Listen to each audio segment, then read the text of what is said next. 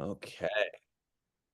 All right. So this is the Take What You Need podcast episode 2. This is a unscripted, unplanned conversation between two human beings. Today it will be my discussion with my guest, Erin Koonz. And the premise and intent of the podcast is to take what you need. That could be energy, could be a thought, it could be anything that resonates or lands with you. I will be half of the discussion today. My name is Shawn McQueen, 37 years old, small business owner in the health and fitness space, former veteran, and dog lover. That's a little overview of me. Let me introduce Erin. So, Erin, go ahead and introduce yourself. Hello, thank you, Shawn. Excited to be here. My name is Erin Koonz. I am a CrossFit coach or a strength and conditioning coach at Railroad. So I work at Shawn's gym. Love it. I've been in this field for a long time. Fitness enthusiast, coach. Family's important to me. Siblings, my parents, my partner, all the people. So a big family person.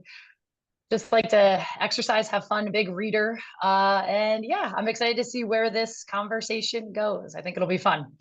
Okay, are you ready? Yes. All right, I'm going to kick this off with a question. Erin, what is one of the most difficult experiences that you have been through? Difficult experience I've been through. Physically, Whew. mentally? Okay, physically or mentally. I want to say that probably one of the most difficult ones I've been through is when I was trying to figure out really what I wanted to do. And this would, I would say career wise. So I went to college, got a bachelor's degree, didn't really know what I wanted to do, like dabbled in, and my degree's in psychology, just general psychology. So I dabbled a bit in working in the field with individuals with disabilities. I liked that career, but still, wasn't really sure what I wanted to do. Went back to school, got another degree, a master's degree. And then when I finally finished, I started to do this job that I really thought that I would love, which was counseling. And then the pandemic hit and I didn't love it as much, but I always had been doing coaching kind of on the side. So I think a big thing that was hard for me to do, one of the toughest things I had to do was kind of decide to leave that, start or try to pursue a career in just coaching. And it was hard for many reasons. It was a bit of like, I think at first, probably a letdown to my parents because I had gotten this degree. It was expensive. I had taken out a lot of loans that I'm still paying back. I had spent like 8 years outside of secondary schooling, which is a lot to get those degrees. So it was a lot of time. I was a bit of a non-traditional student because I was older when I got my master's. So I was also sad because I felt as if I was behind or XYZ, all those thoughts. But it was tough, but it pushed me into trying to really pursue coaching to get where I wanted to be, which was another challenging path, which I'm sure we'll touch on at some point in this podcast, of landing at different gyms and XYZ and now being here. So it really has come full circle. But at the time, that was really hard to decide to leave that. Not even that I don't use that because I still use it in work every day. It's just interpersonal skills, which I think I have, a good skill set of that at my use, which is great. But just to have this degree and then really not have like the title or the whatever that goes with it. So that was hard for me for a long time to kind of digest that and be okay with not using something really that I thought I was going to use forever. So yeah. If I were to ask you, if you look at where you are now in terms of the tools and skills that you utilize every day in your career and not in your career outside, if you look back at going through that educational path, what jumps out in terms of things that, like, I kind of have this belief of like, when you look back at your trajectory of life, you're going to kind of go in reverse, regardless of like, I guess seeing those things as like stepping stones that like now kind of like come to fruition in a different way, if that makes sense. So can you Yes. connect anything from that you're now using now that's no longer maybe in those particular arenas, but like help you in different arenas of your life? 1,000%. I think all of that really psychology itself, right? So specific, the general study of it is just people, it's Mm, relationships, it's conflict, it's conflict resolution, it's brain patterns. If you get, more scientific, then applying that more into what my master's was in, which was counseling, which is really just understanding humans and their behavior. So I think something that I have learned, and I say this a lot when I'm to myself, to others, when I'm trying to understand someone, is every single thing that we do ourselves or that other people do is motivated by something. So hmm even if someone is like crabby or mean or rude, there's a motivation to that. It's not usually just that that person is mean or, hmm maybe that's a part of it and that could just be a bit of their personality, but there's almost always a way to try to navigate why they're behaving the way that they are. And I think in coaching, we come across people often that you're like, huh, that was interesting, or this person's a little bit okay. And I try to maybe break down why that person might behave that way. And I think we all sort of do that. You and I have had conversations about, you'll just ask somebody, does anything make you happy? And that's a good to ask people hmm that. So I think in coaching, it's been very helpful. That has translated over. And then in my own personal relationships, trying to understand why kids are doing the things that they do, or hmm why even my own self, damn, I don't really like how I just behaved. I wonder why that happened, what was motivating me. So that is helpful. It gives a bit of a reasoning behind things versus just, well, that sucked. And I'm not really sure how to navigate it, right? Or now how do I approach this person? Because maybe my last interaction with them wasn't so great. So I think it translates in a lot of areas. I see that in you as well. And, the way that we talk to people at Railroad is, I think we try to think about that people centered Yeah, knowing first. you, yeah, knowing you, that almost feels like one of your superpowers. So, just really good with people. You have this ability um, I guess if I were to, how I think about it is like you to me, um, among all the people that I've come across, and this is something that I aspire, is like you strike me, and I read this in a book, as like a really neutral observer. So like what you just mentioned, somebody could be crabby, reactive, and it doesn't necessarily change how you particularly show up, treat them, or are Mm, affected, or at least what I see. I mean, of course, there's sure. maybe something inside, um, but you stay, what comes across is very even keel, very neutral, and can maintain and preserve your energy, which I think is again masterful. So that psychological understanding Cool. of like that for me alone is helpful, of like this thing is likely motivated by something, and something I might not even understand, see, or grasp in the moment. That's super, super Yeah. helpful. Going back to when you shifted out of that particular work of counseling, and was it social Yep. work, Yeah. Yes. and went more into Essentially. coaching, what was the shift there for you, of like you mentioned like maybe not being really so happy in that Yeah. as much, and then I'm gonna put all my chips into this thing. What was that transition? What went into that? What were you feeling? Sure. Yeah, I think I had always, and I would classify myself as, cliche as it is, a people person. So I really value interacting. I like talking to people. I'm chatty. I can try to have a conversation with someone on maybe we have nothing in common, but we can still, have a nice conversation. And I always found that that was something that I valued. So when I started doing more social work or more counseling, it is a one-on-one similar to this, right? Which is good. You still get interaction. But when things shifted and everything became very much remote or online, it felt as if I was really lacking in human connection. So Mm, I wasn't getting, maybe I was still talking like similar to this, like a Zoom meeting. Maybe I was still discussing, talking to someone all day long, all different kinds of people, but it felt very isolated and almost more just like a mill. I was just churning, next appointment, next appointment, next appointment. And it was definitely levels of burnout that I was, kind of touching the surface on. And I was a young practitioner. So I was also thinking, am I maybe not built for this career because I'm mm, already starting to feel this way. And it became very obvious that the most fun I had was that 1 hour of coaching that I was still getting to do. So I was coaching one class a day at the time, 5 days a week. So that transition was really, okay, how can I exploit that to make that more of a career. And the gym that I was working at the time, I discussed this with them and they just financially couldn't support that. And a lot of gyms can't really. Yeah. They might say that they can, they might make a promise that they can, or they might straight out tell you that they cannot. Mhm. This gym told me that that was really not possible.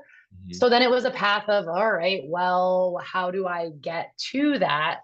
Or ever, right? Or at Mhm. all. Do I Mhm. try something totally different? So it was scary, I would say, but that was, I think, what I knew that I needed to be more interactive with people, with others, and that sort of pushed me to kind of leave one and go into the other full time, or at least try to start that process because it was a long process to get to where I am now. It wasn't seamless where I just jumped into a new gym and I was where I Mhm. was. So Mhm.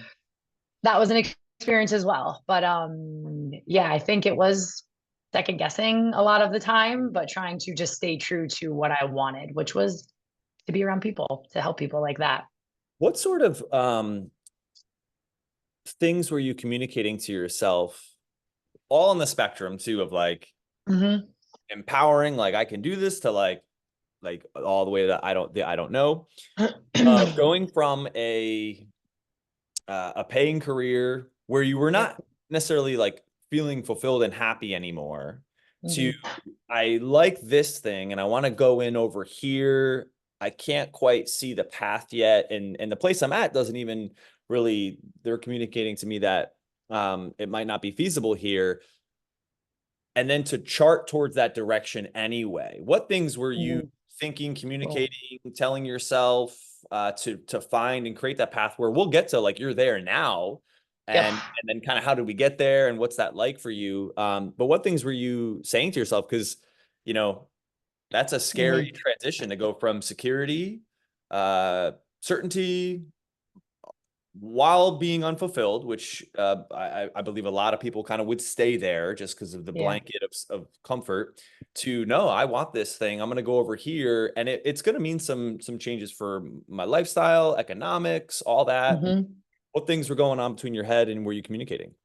Yeah, it was a lot of it was I want to be happy. I want to do Mhm. this thing that makes me happy. And I would go, I'm very close to my parents. So at the time, and my dad is like a straight shooter. He's very direct, he's a very smart man, very intellectually driven by his thinking. My mom is maybe more emotionally driven by her thinking, which I sort of split the difference, I think, between the two.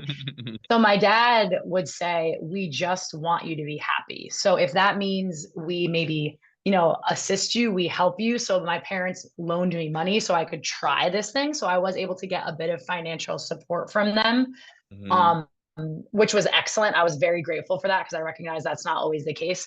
My Yeah. mom was more of the path of, we want you to be happy, but she was also nervous, but is this the right decision? Mhm. So there was some second guessing from her, which I understand that, and I'm their child. She only wants me to be happy, but also successful.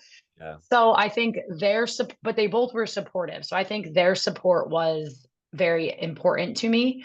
And I just kept saying, I know I can do this thing because I saw other coaches could do it. I knew people that coached full time, but I didn't really know maybe directly how they had gotten there. So I just assumed this role of I'm going to be poor for a little while, maybe longer than I want. I'm going Mhm. to have to work really hard and I'm going to have to ask people for help and ask questions and put myself out there. Mhm. And I was not always a big put myself out there kind of person. I was like more of a homebody. I wanted to stay in my comfort zone. I wanted to not do things. So I had to just like reach out to a gym. Are you looking for a new coach? Could it ever be a full-time role? Okay, you're not. Are you looking for? So I did a little bit of like soliciting to kind of make Mhm. connections, meet people, or ask someone else, do you know anyone that maybe you live in this area and you have connections? So I really tried to use my network. And I will say, I think the CrossFit world or the CrossFit network, and I'm sure you can attest to this, is small. Um, you know, and it's easy, I think, to reach out to someone and they will sort of willingly help you. So I did lean on that a little bit, but it was very risky. It was a risky thing. there was, you know, certain things I wish I could have like bypassed that one step and done something else. You know what I mean? Like saved myself some time by doing it this way. But hindsight's 2020. Mhm. And I just kept trying to tell myself that I could do this thing that I really wanted to do. So it was Yeah. that sort of self-talk. Yeah. It was hard though. It was.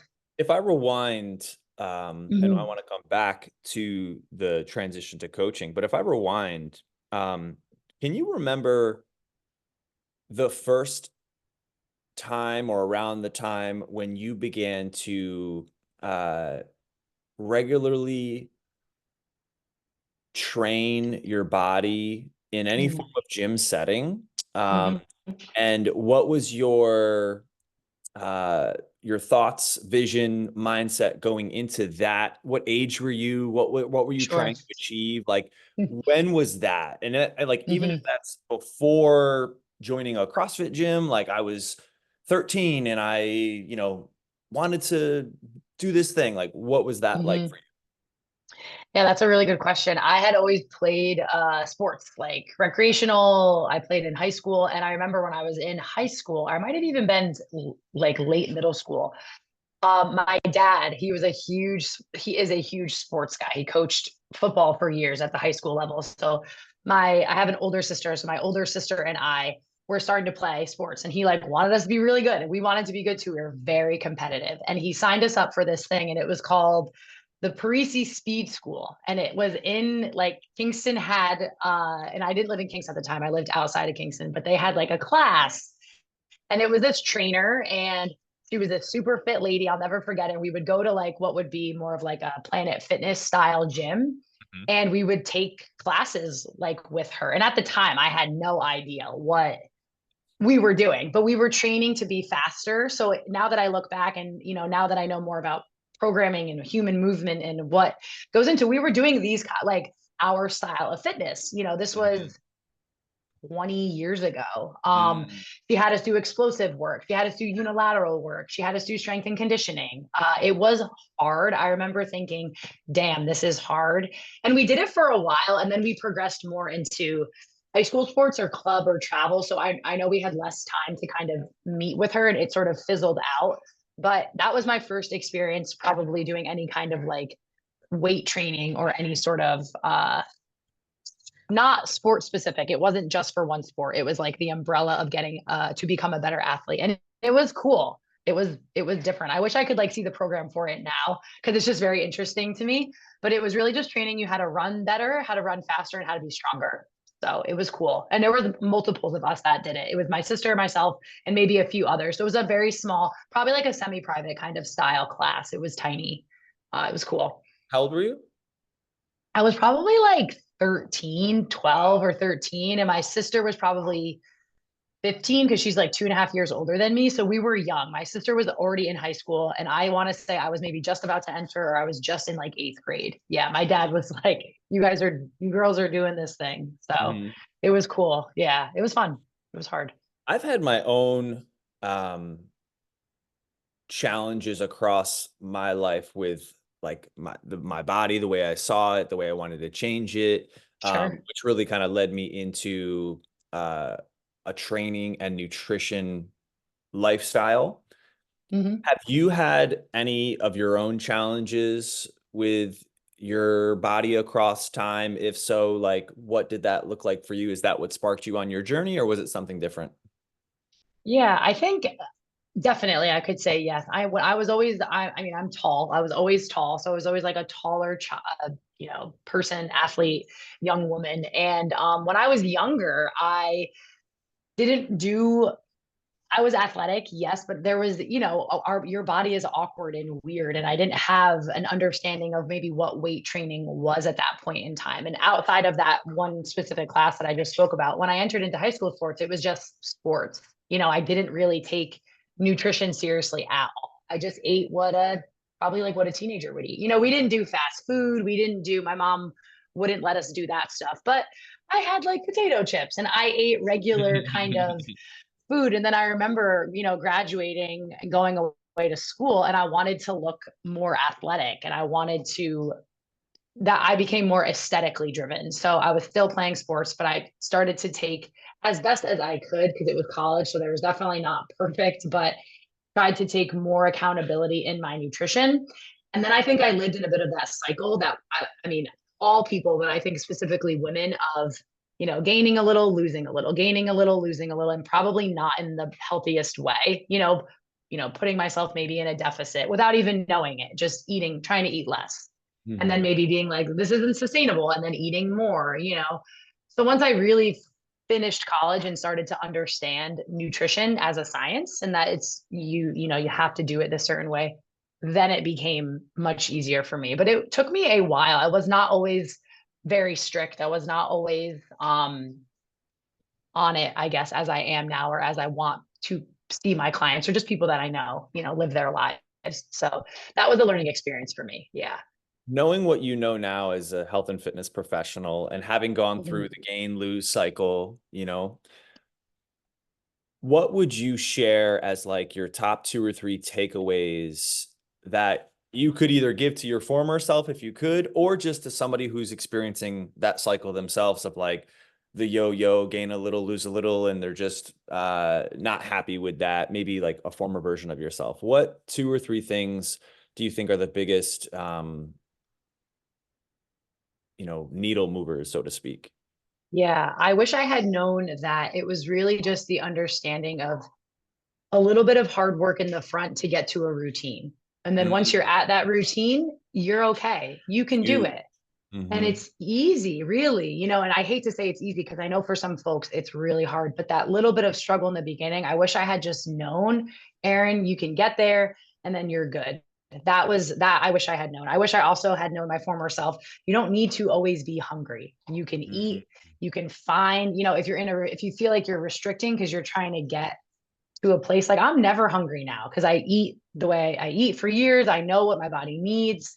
Of course, there's it ebbs and flows in certain days, like on a deadlift day, like you're hungrier because you Hmm. just Hmm. deadlifted or you squatted, right? And you feed your body. So I wish I had known that. I wish all people knew that. You can live a life where you're not starving yourself or when you're not very hungry.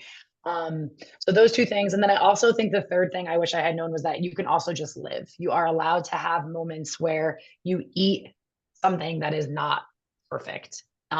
It doesn't even have to be a birthday. It can be Saturday in August, like whatever. And then get back to your routine. That it's not this all or nothing mentality. And I think I used to, that real scenario of I had one cookie, so now I will have 10 cookies. That is so easy to fall into. And it just doesn't have to be like that. You can get right back. So those are three things I wish that I had known because they serve me very well now. And it makes it a lot, it's just normal. It becomes your normal life. And without foreseeing anything crazy happening to me, I will probably, always kind of look the same, feel the same. And that I am fine with that because I have, I've gotten where I want to be. So I wish that for everyone. I do. A spin-off question, Hmm. a positive, and I don't want to say a negative, but so here's my question, and then I'll set the frame. Think of rules that they're imaginary rules that you live by. Okay. What's one Hmm. that really steers you and helps keep you in a empowering, positive, healthy direction? That Okay. like this is just something that's like a non-negotiable for me. Like this rule or standard in your mind, right? Okay. Also, one that sometimes causes challenge and disruption and Hmm. um maybe that I can over time or work to loosen my rigidness or rule or structure or standard Hmm. on this because maybe it's not the most optimal. So first one is like, man, this one like I love and is very helpful and steers me towards optimal life, health, enjoyment, fulfillment. And this Sure. one Sure. here, because it's my belief, it's also caused me some pain and I could expand on opening it up and being, more flexible there. So what are your thoughts there? Sure. I think they're kind of like opposites, which would make sense. So one that I really try to live by is like movement every day in some way is very important to me. And it doesn't have to be in high intensity exercise. I really like doing things, being active, whether it's playing outside or it is going to the gym and hitting a hard workout or any of the above. So that is something I live by. Hmm. I think it also just sets me up to then, other things that like loose rules or like I have to drink X amount of water. Like they go kind of hand in hand. So if I get my movement in, I feel like I hit my water, the rest of it sort of follows. So I think that has served me well. That's a good, and it is like a rule. I really try to follow that. But then to go against that, I think something I could be more loose about is there are times where I can just put my body at rest, where I have gotten much better at that. So put my body at rest. You don't need to do something all of the time. I would give my own self like FOMO, which is ridiculous when I say it out loud. Like I just sat all day and didn't do anything and I missed out on this. And it's like I didn't miss out on anything. Hmm. I didn't need to go do this thing. I didn't need to go do that thing.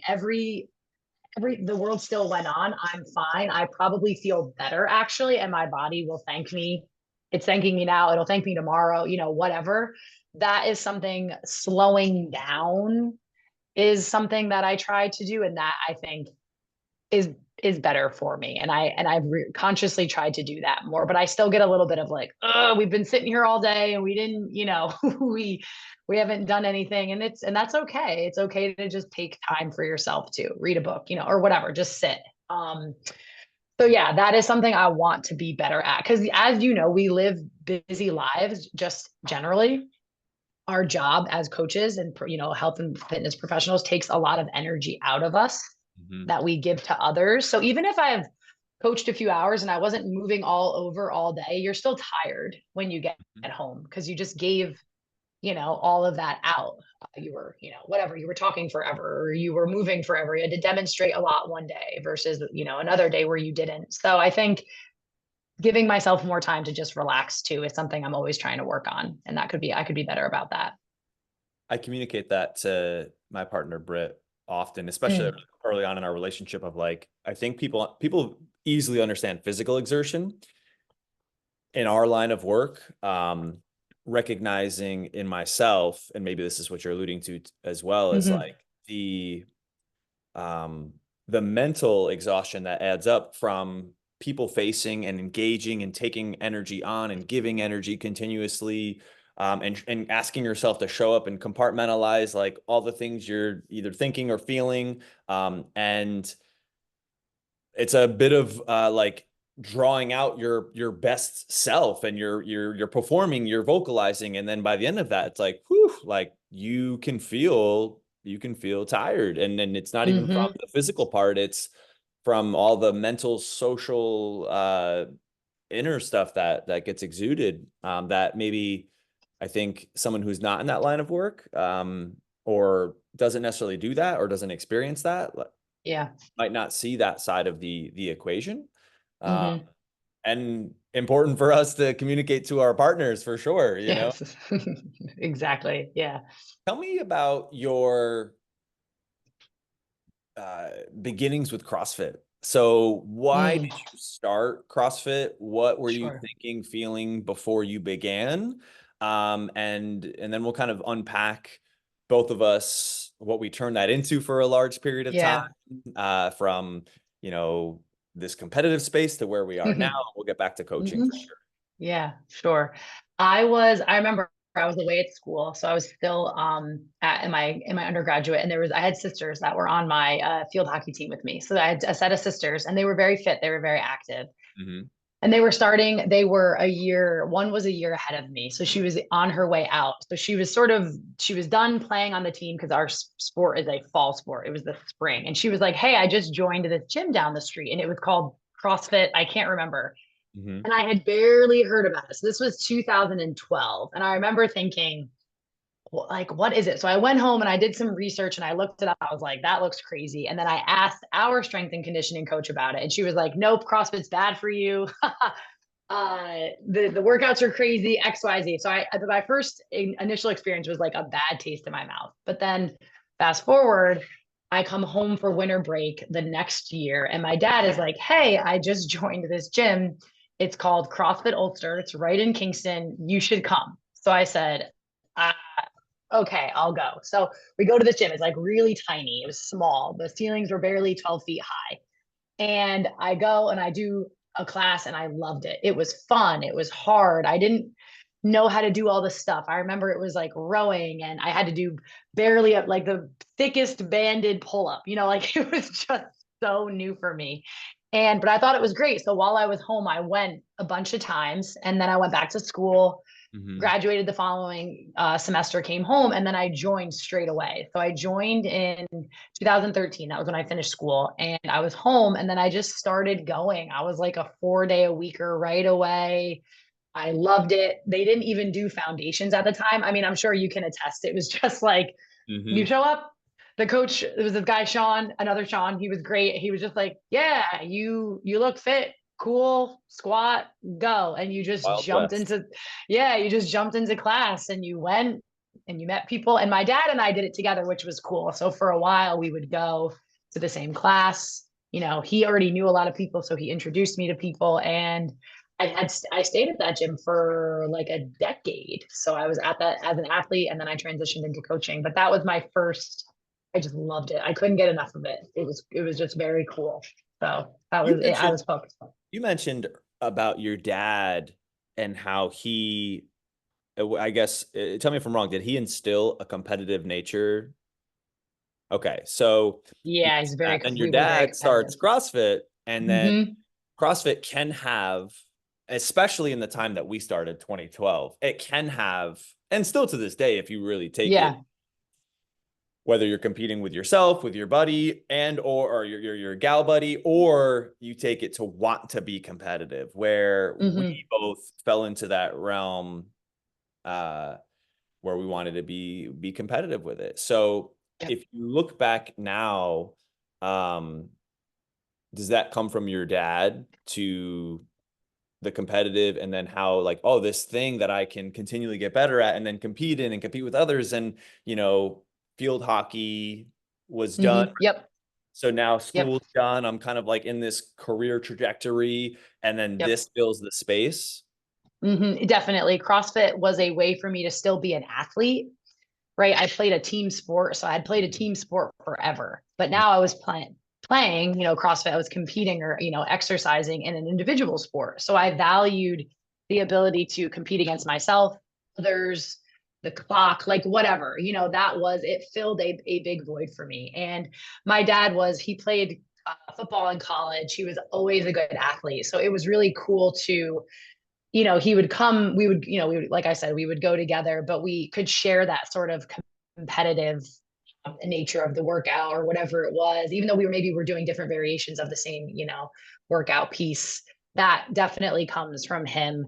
My younger brother has now does CrossFit as well, which is cool. And I like love that because he'll be like, I just got, maybe a year ago, I just got my double unders. And then he did 50 and he's a bit younger than I am. So he was a little bit later to join. I can do kipping pull-ups now. So it's just cool to share that sport with your family, with people you care about. So yeah, it definitely came from my dad though. If without him, I think I would have found it eventually, but it probably would have taken me much longer to get myself into that sort of space. That competitive environment, we lived when, you were in Kingston, I was in Hudson, so 45 Hmm. minutes apart. That's where we first met. Is there would always be these little local uh Yeah. competitions, and we were big into it back from 2012 to, for me, it went to like 2017. I don't know how long it went for you. Hmm. But that's where we first met. Interesting question. What did you, and I'll share mine first. What did you Yes. think of me based off that? What did I Hmm. think of you based off just Okay. solely like being around Seeing this someone. competitive space, and not really like we didn't share much time more than just like, I see you doing this thing, Yep. formalities. But we've had a good amount of those experiences in the same Hmm. shared bubble. And you obviously, so we work together now, and also for those who maybe don't know, you and I, uh and our team, like Abby, you and Abby were friends as well. So Yeah. like, Abby's our teammate, Very and cool. like that was another connector point for as well. So I'll share first and then Okay. Yes, your yes, please. Oh, this is exciting. um So in competitive environments, what's really interesting, at least my perspective, is um, I always had a reservation of like what I was omitting out in my, but I was very observant as well. Uh, Okay. and I think you can read a lot within a room of like nervous energy, confidence, non-confidence, um, and just how you're treating people, even your competitors, Mm-hmm. people in the same room as you. So all of that I feel like is on display, and it's a very interesting experience to be in and to be in a lot. And what I always noticed about you, and when this got brought up to me about you potentially becoming a coach at Railroad, I knew it had the possibility before any form of like interview or process like that, that it had the possibility to be a good fit because of what I felt and your energies when we were in that same space. It felt to me like you were very positive. You wanted to work hard, but didn't take yourself so serious that um, you were I don't know, in a negative space about it, or you omitted negative Sure. energy about it. You were always friendly. You had what felt like, and I think I described this to you recently too. You had what felt like authentic and pure energy. Like there wasn't something like some sort of motive or like I don't know, like I don't do well with like surface level nonsense. Like Yeah. bye, like, or like just like things that just really don't go anywhere. Um, and whenever I shared space with you, I always felt someone who was real, who was pure, and just a baddie like out on the floor who moved well and didn't try to, I don't know, cheat the system or cheat reps or like, and you didn't like, you weren't, in my view, demoralized if you took third or second or like you weren't a poor sport. So like seeing all that all within seconds and moments, it funnels your like it does it align with your beliefs or does it push you further away? And in the competition space, that was something that I always just noticed. And I'll say notice because you can notice it. Sure. And then again, it's funny years later that it comes to like, oh, now we're working together. So that was my lens of you.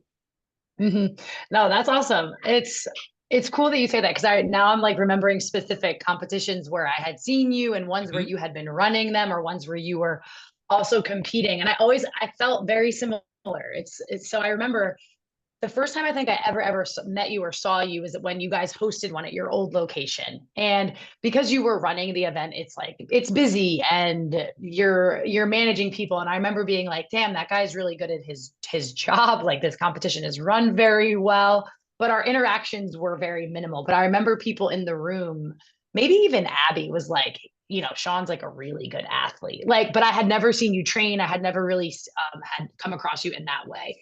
And then I remember there was a competition hosted in Kingston and you came and you took first place. You were on a team. And I remember that was my first time watching you and you were such a good athlete, but you were quiet. You weren't this like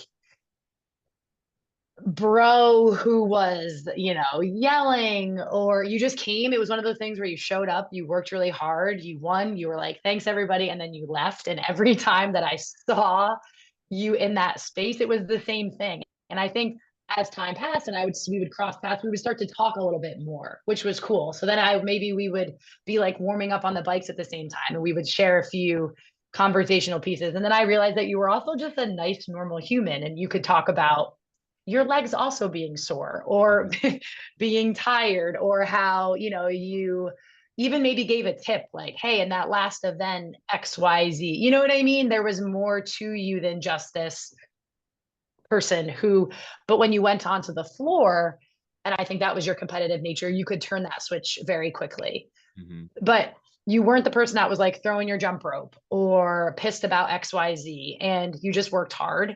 And I always really valued that. And it's exactly what I see working with you, working for you at Railroad. It translates, almost identically. And it's cool. I think we developed a friendship loosely throughout the years. And now, of course, we're much closer. But it was what I thought it was. And I think that says a lot about how someone is on the competition floor is usually probably very much how they are as an actual person. So don't be fooled by people. And I think myself, probably you as well. I've come across people that are not very friendly. And I remember just being, why are we taking ourselves so serious here? I get it. We want to win. Everyone wants to do their best, but I just don't want to get injured. And I just want to try to have, fun and do the best that I can. So I think we share that common sentiment. Yeah. How funny too, looking back now, I know, it's knowing cool. what we know.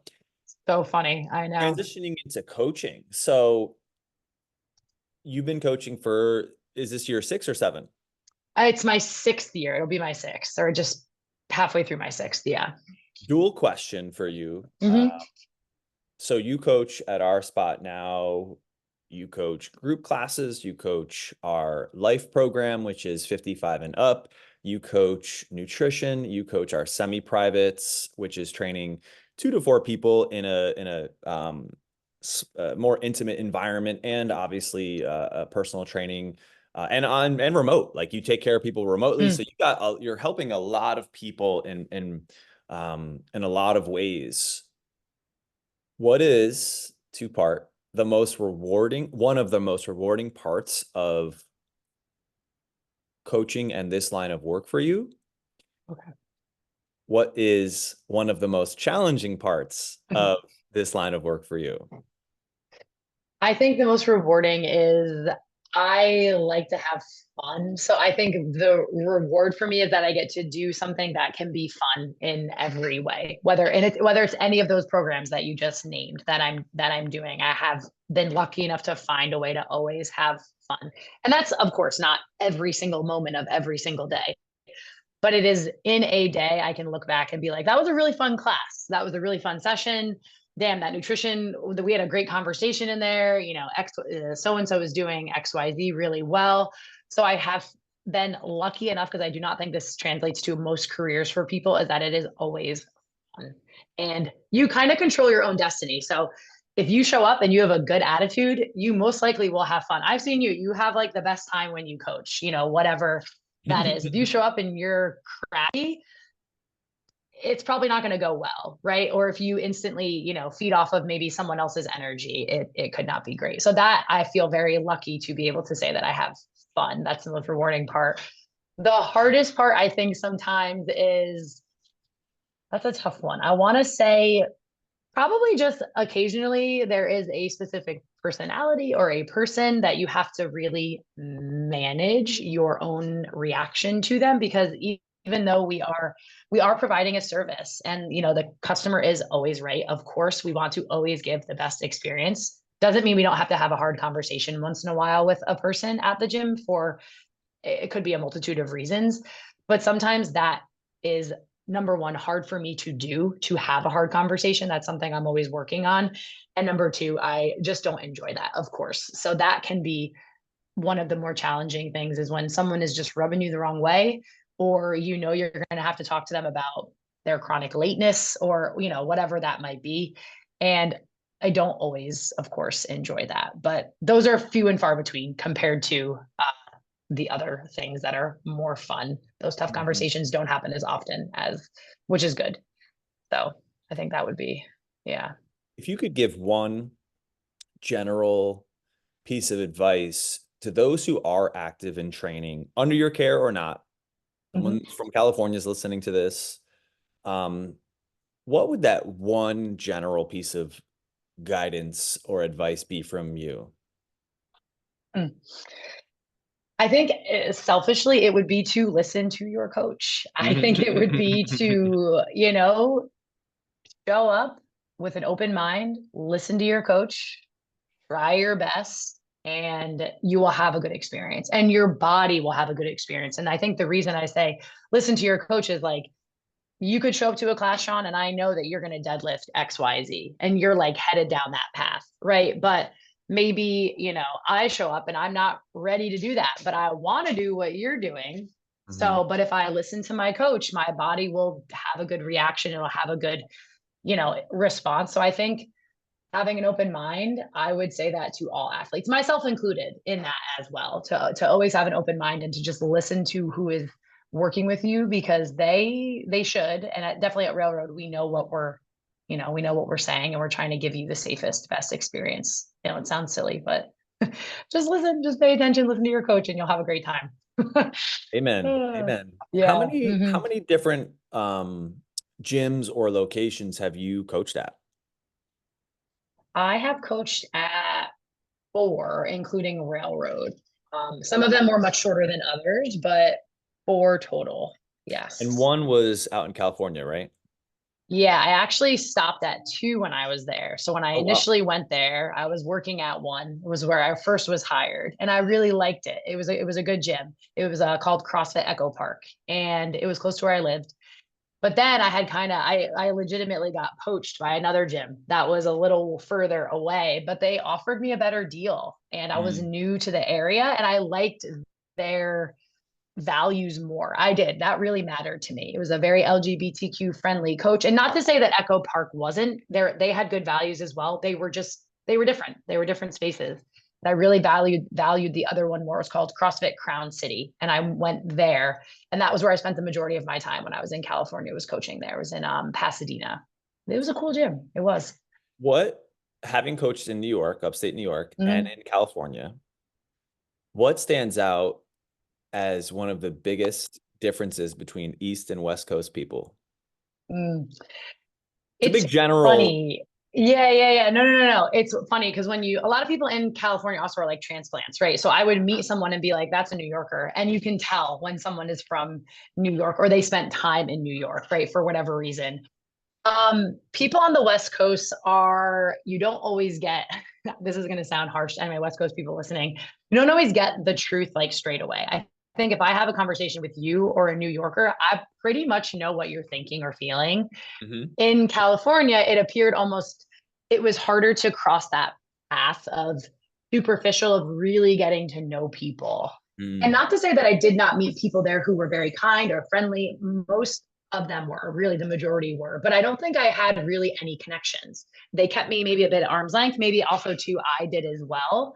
But at Railroad, in the year that I've been there, or almost a year, I feel very close to the community, very close to the people. That didn't take that long. I was at Crown City for a while, and I never felt that included, I would say. And I think it was because I was new to the community, and there is that sort of gap you have to bridge, but it was just different. It wasn't as inclusive, I would say. It was the biggest thing I noticed. mhm. So, How long have this is a pivot. How long have you mhm. and your partner Joanne been together?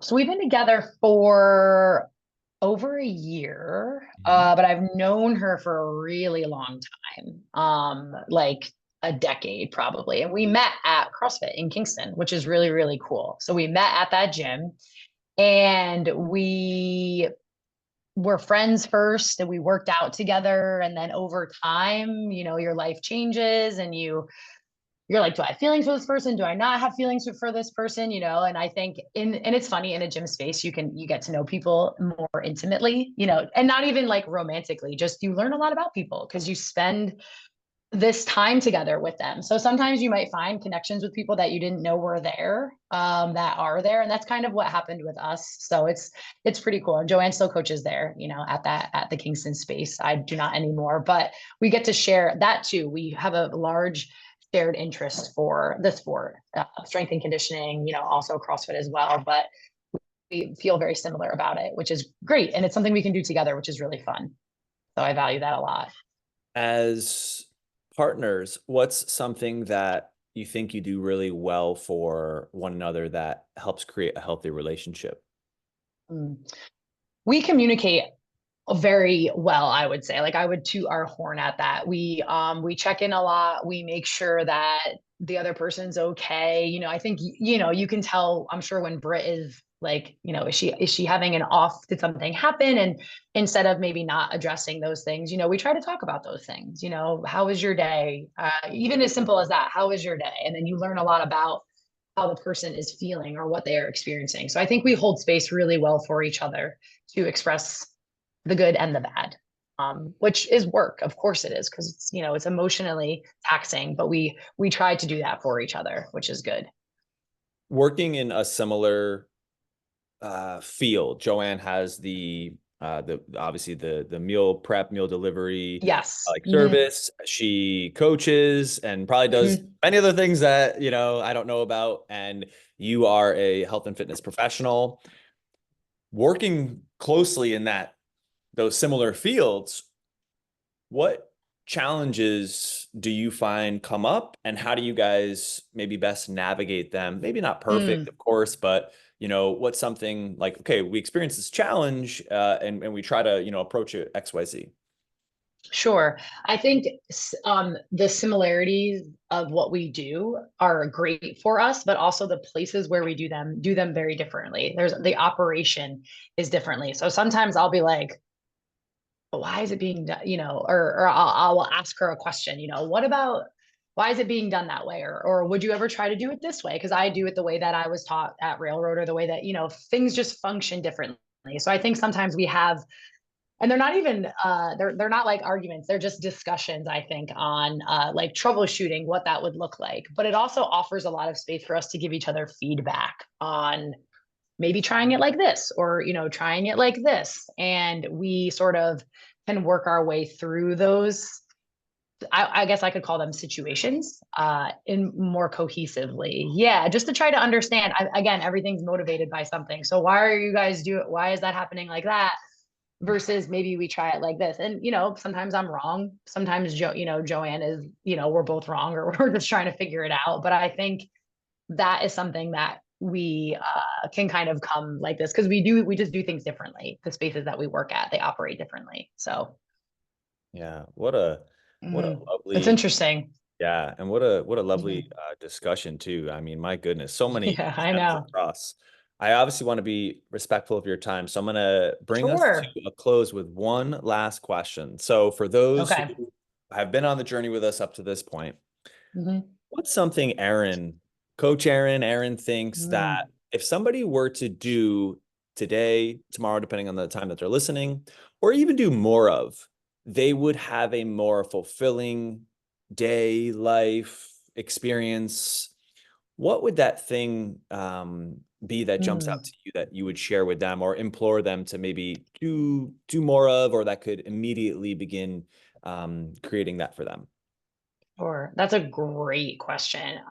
I think, and that's something I think I've learned from you too, Shawn, is just take some time for yourself, whatever it is. And that can be in so many different avenues. It could be journaling, reading, movement, listen to a podcast. I think if you can take time for yourself, that's outside of the duties that you are expected to complete every day, the duties that you have to complete every day in order to survive, you will find that there's value in every other thing that you're doing. Like, I love CrossFit, I love fitness, I love health and wellness. I can't spend all my time doing that. It's just not gonna work. And I'm a big scheduler. I know you're a big scheduler. So if I schedule something for myself, I will do it, and I feel more fulfilled. And it might be something as casual as, like, I know I get done at Friday at this time.